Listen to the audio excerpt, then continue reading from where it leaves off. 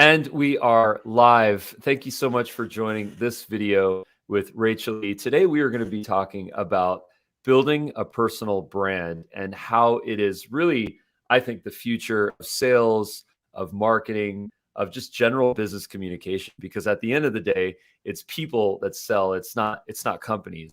And here we have an expert, Rachel. So, Rachel, we'd love to get into this topic. Tell us a little bit about what you do, what you've learned, and sort of what your thesis is here. Well, I feel like you could work at Stand Out Authority because that's exactly what I believe. We do believe that we are in the age of personal brands. And okay, there you are. I was like, is he still here? We are in the age of personal brands. My background is, I'm a branding lady boss. They call me the branding lady boss. I have an undergraduate degree from the University of Wisconsin-Madison and my MBA, and I have the great pleasure of being in corporate. So doing big scale corporate marketing for Microsoft and then Gartner in the tech industry. And also before that, worked on the marketing agency side with brands at Unilever, some of the brands like Axe and Suave. And so, in my experience, I really saw the power of building brands.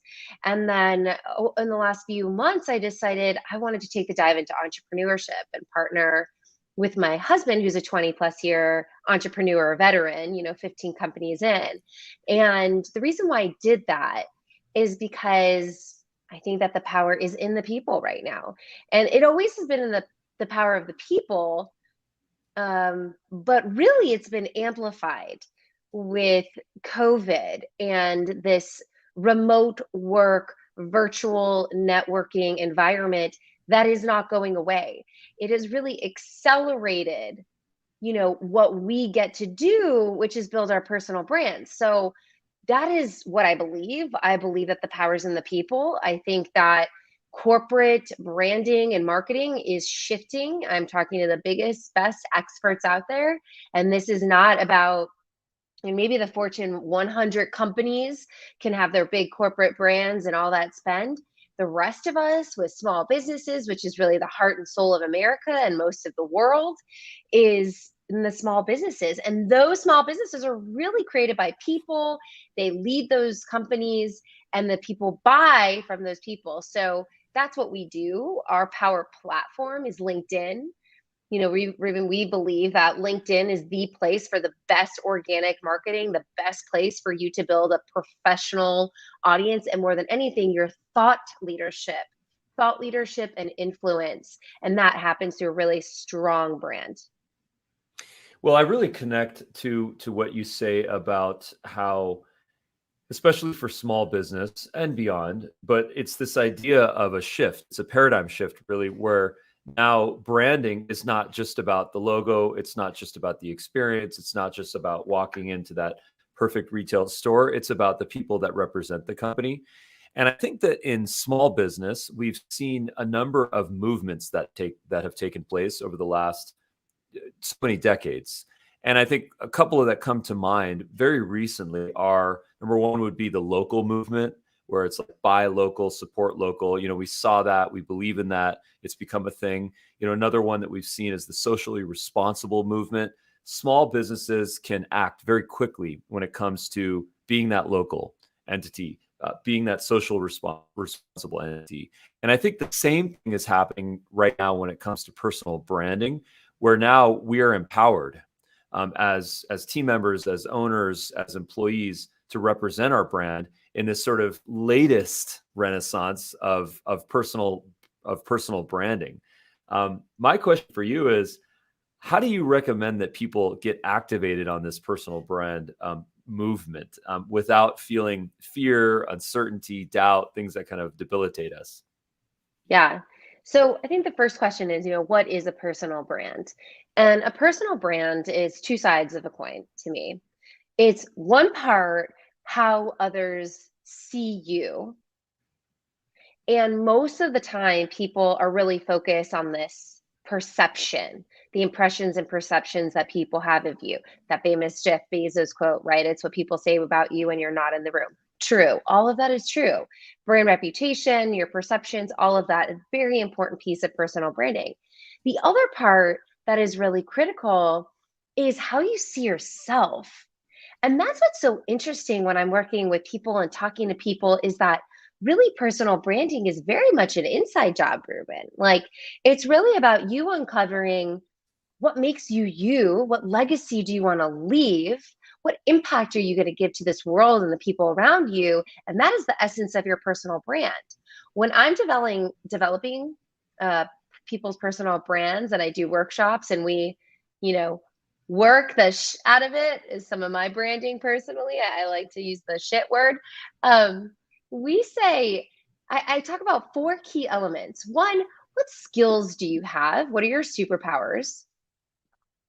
Two, who is your audience? Meaning, who uniquely relates to you and your experience and message?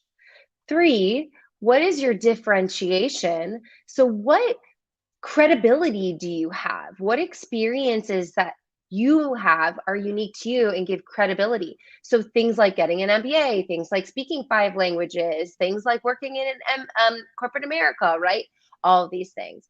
And last but not least, and really critical to a personal brand, is your passion. What lights you up? What gives you energy? And those four elements really will develop your personal brand statement. They will be that headline for you. So for me, Rachel B. Lee is a fearless marketing lady boss who helps people find their voice so they can build confidence, grow their influence, and change the world. And when you have an understanding of that, it then can be really easy to communicate it on your social platforms and everything that you're doing. Hmm. Okay, so LinkedIn is the power play for so many of us in business. We've got a great framework here, the skills that we have, our audience, our differentiation, and our passion. Guide us a little bit on how we can get active here. How can we actually get tactical? What is your sort of content creation, engagement, sort of outlook / content calendar look like on a daily, weekly, monthly basis? Oh man, there's so many things to talk about when it comes to content creation. I actually just did my newsletter, Work Your Brand, and it was 7 tips you need to know basically to be a creator, to make content. And LinkedIn is such a unique platform because it is all organic. It's really powerful for organic marketing, and your voice can go a really long way when you do a few things. So, one, on LinkedIn, there's the opportunity for creator mode, which was released at the beginning of the year to turn your profile onto creator mode. People might say, I don't want to do that. It's affecting my content, whatever. Listen, Ruben, this is where LinkedIn is going. They just invested $25 million into a creator fund. They have an accelerator program that the applications are due on the 12th. Like they are making LinkedIn a platform for creators. So do the actions that they're asking. Turning on creator mode, which lets you have up to 5 hashtags associated with your brand and moves your profile from connections to follows. That way people are connecting with you that really take an effort and are trying to connect with you and be a part of your community. The rest of them can follow. And then the creator hashtags allow you to niche down into your expertise. So me, right? I'm talking today about personal branding. You bet one of my hashtags is personal branding, right? Marketing, branding. I niche myself based off of my experiences and my accomplishments and my audience. Then when it comes to creating content, in particular on LinkedIn, first of all, you want to be posting at least 3 times a week, ideally every day. We know the hottest times are Tuesday, Wednesday, Thursday. If you're global, the time can be all over the place, right? But typically in the morning and typically at night, at 5 or 6 p.m., when people are sort of getting off work. But since we're global, you might want to pay attention to where your audience is. It could change, right? Those hours. So you want to be posting at least 3 times a week. And when you're posting, you want to make sure that you're using at least 3 hashtags, ideally the ones associated with your creator mode, right? You want to make sure that you're creating content that is contextually relevant to your profile. Think about this. LinkedIn is like a Google search. It is Google search. It is 100 out of 100 on SEO. All of what you do on LinkedIn helps Google search. So it's incredible, which is why it's another reason why I don't understand people use it. So use those hashtags. Check out polls. Polls are really hot right now. And then what we do is we'll do a poll, get some really interesting findings from that poll, and then make a post next week on the recap of what I learned from that poll. So it really helps you create new content. And every day making sure that you're commenting and liking other people's posts. So share, comment, and like. And that makes sure that you're staying really relevant in the algorithm. When you do those things, you're going to be a creator and make sure that you're really optimizing yourself on the algorithm. Make sure that you're being timely. You're really thinking about what is your expertise and stick to your expertise. Don't talk about things that are super off for you because it's just confusing, right? You want to be known for something, you want to niche down. That is what thought leadership and building a personal brand is all about. Rock solid advice there. I think that people need to go back, listen to the last couple of minutes here, jot some notes down, and make an action plan. I really love this. What I loved, especially that you were talking about, is this idea of connecting content. And I think a magnificent example of that is connecting your polls to your content posting, because you'll notice a lot of folks right now are doing polls on LinkedIn. Why? Because LinkedIn is pushing polls because it's a new feature on LinkedIn and they want to get some traction. They want to get some early data. So for those people that do polls, you get like 100x visibility of, for your post comparatively to a video or a text-based post. That will eventually die out, right? LinkedIn at some point is going to say, okay, let's turn the knob down because it's a great feature and it works. And here it is among 20 others. But I love what you present about taking the data from your polls and then creating content for that. So one might have the example of, what things are you interested in doing for your sales and marketing? And then there being 3 options. And then if people select using video for sales, then that's your next topic. So it sort of writes itself and it's very customer centric. So I really appreciate that. Exactly. I mean, it's social listening at its core. And it allows you to really tap in and even push the envelope a little bit. The best poll that I did, because I will tell you, I did another poll on like, do you know what social listening is? It didn't actually perform that well. So that wasn't right. Whatever in the algorithm and what was associated with my account, that didn't pop. When I did a poll that said, what comes first, branding, sales, or marketing, it went haywire. I mean, so much engagement, people, and controversial, right? It sort of pushed the edge on people, and you want that. You want that. Now, am I going to do a poll on vaccines? Am I going to do a poll on politics? No, because that's not related to my brand, and I don't really want to be talking about that on LinkedIn, right? So it's important that we're really conscious about what is the message we're trying to convey and being super smart about that on LinkedIn in particular, where like on an Instagram and stories, there's other places where you might be able to get more intimate too.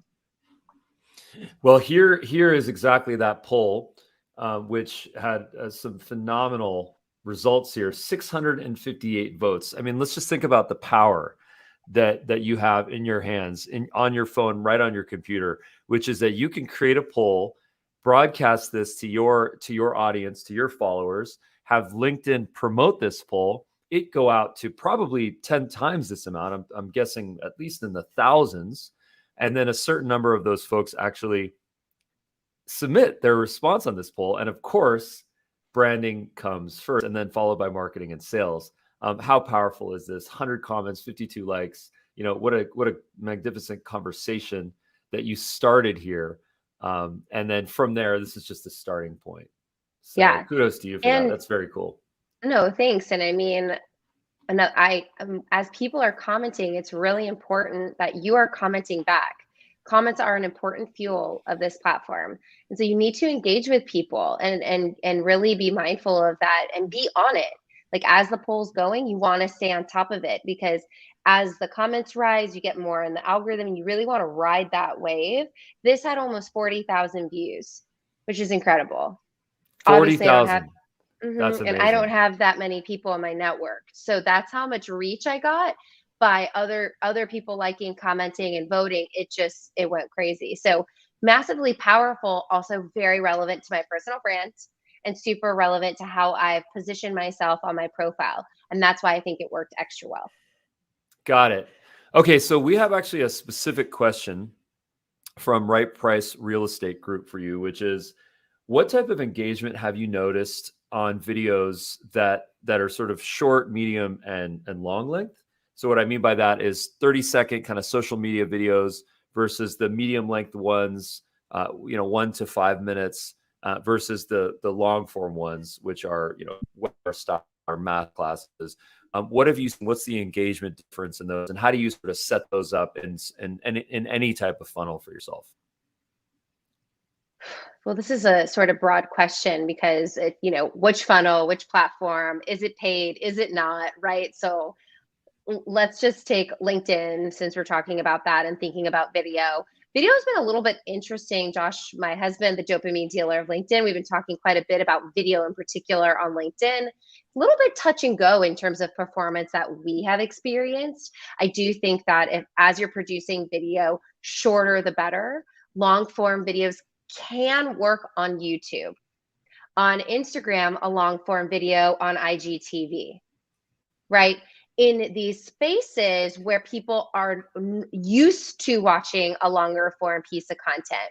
But when we're creating videos to get that engagement and to really inform quickly, honestly, I think 15 to 30 seconds is ideal for you to make that stopgap in the scroll cycle, and then in terms of like the video itself, you want it to pop fast, right? You need to grab that attention quickly. And so, we explore this a lot because we repurpose a lot of content.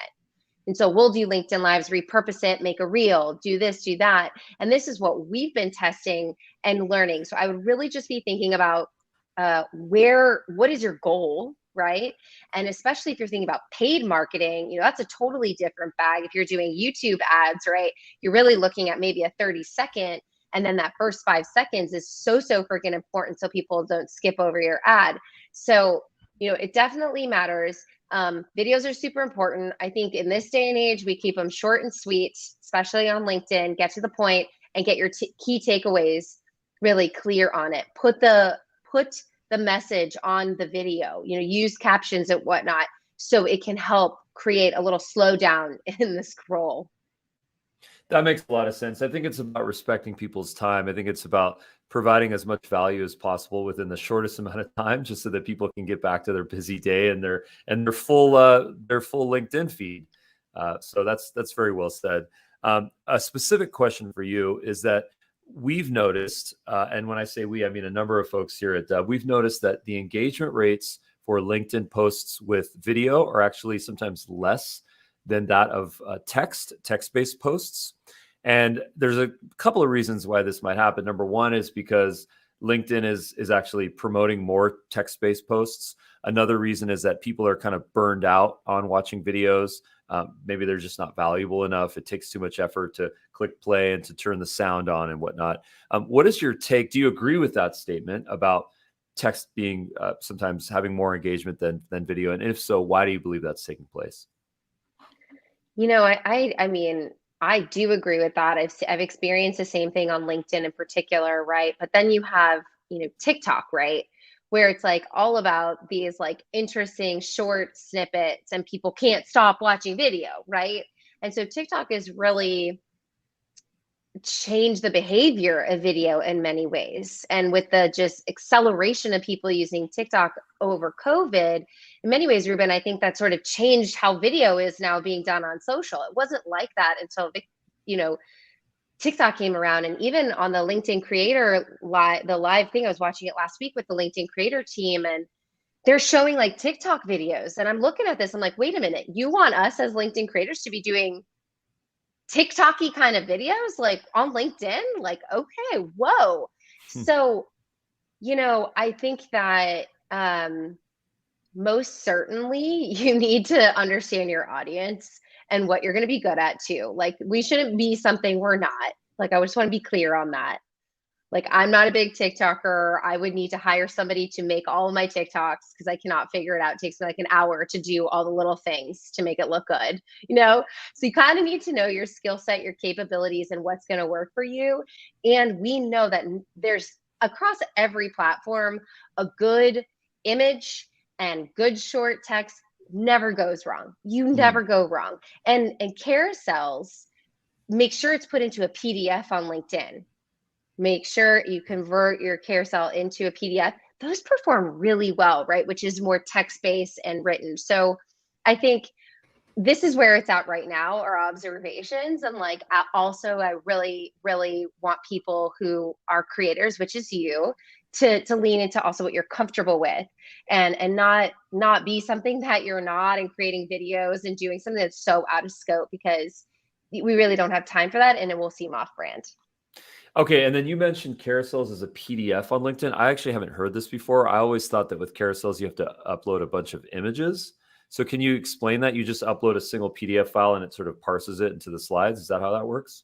Just if you create a carousel, right, all the different images, you download it from Canva, let's say, and you not normally on Instagram, right, you would check the 10 images, right, and upload it into the carousel. On LinkedIn, it's different. To create that same sort of visual of a carousel, you upload, download it from Canva as a PDF Okay. and upload, because LinkedIn is kind of unique where you can upload documents. This is some of the beauty of them being acquired by Microsoft in 2017, right? They actually a little bit favor you uploading a document. You can upload a Word document, whatever, a PDF. And so if you're going to do carousel, and also it will look a lot better, make sure it's in a PDF. Amazing. So where can we learn more about you, about your company, about some of the things that you're up to? Yeah, thanks for asking. Well, obviously on LinkedIn, come say hello, send me a personalized invite. Love to see you on LinkedIn. Also on Instagram, on everything. I'm the Rachel B. Lee. And then of course, standoutauthority.com to check us out. We have a super awesome live 6-week masterclass that we are starting next Thursday. And would love to have more people participate this. So it'll be one-on-one, well, one-on-two, a small group with me and Josh, starting next week. And we're really excited to take people through how to be a creator, how to really activate their brand, create it, activate on LinkedIn. And just, you can see that in my header right now. Really excited about that, and getting people heard, getting people seen, having people come to you. That's what it's all about. Nice. And the URL for that is standoutauthority.com live LAA, which of course stands for Live LinkedIn Authority. Amazing. Yeah, exactly. And you Amazing. see something right there as a quick tip, right? You see how I changed my header.